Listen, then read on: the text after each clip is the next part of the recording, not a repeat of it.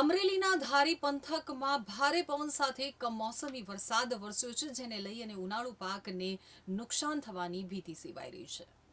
રાજ્યના વિવિધ વિસ્તારોમાં ગાજવીજ સાથે કમોસમી વરસાદ વરસી રહ્યો છે, તો અમરેલીમાં પણ જોરદાર પવન સાથે ભારે કમોસમી વરસાદ ખાબક્યો છે. અમરેલીના ધારી પંથકમાં જોરદાર પવન સાથે કમોસમી વરસાદની શરૂઆત થઈ હતી, જેથી વાતાવરણમાં ઠંડક પ્રસરી જવા પામી હતી. જોરદાર વરસાદ વરસી જતા ધારી પંથકમાં વાહન ચાલકો હેરાન પરેશાન થઈ ગયા હતા. તો અમરેલી જિલ્લાના ધારી, નવાગામ, આંબરડી, છતડિયા સહિત ધારી તાલુકામાં વરસાદ વરસ્યો હતો.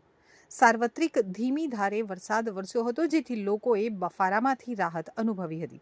તો અગાઉ 4 દિવસના વિરામ બાદ વરસાદ વરસ્યો હતો, જેથી ઉનાળુ પાકને નુકસાન થાય તેવી સંભાવનાઓ વ્યક્ત કરવામાં આવી રહી છે. જો કમોસમી વરસાદ વરસશે તો તેમના પાકને મોટું નુકસાન થઈ શકે છે તેવો ખેડૂતોને ડર છે. અમરેલી સહિત સુરતમાં પણ કમોસમી વરસાદ વરસ્યો છે.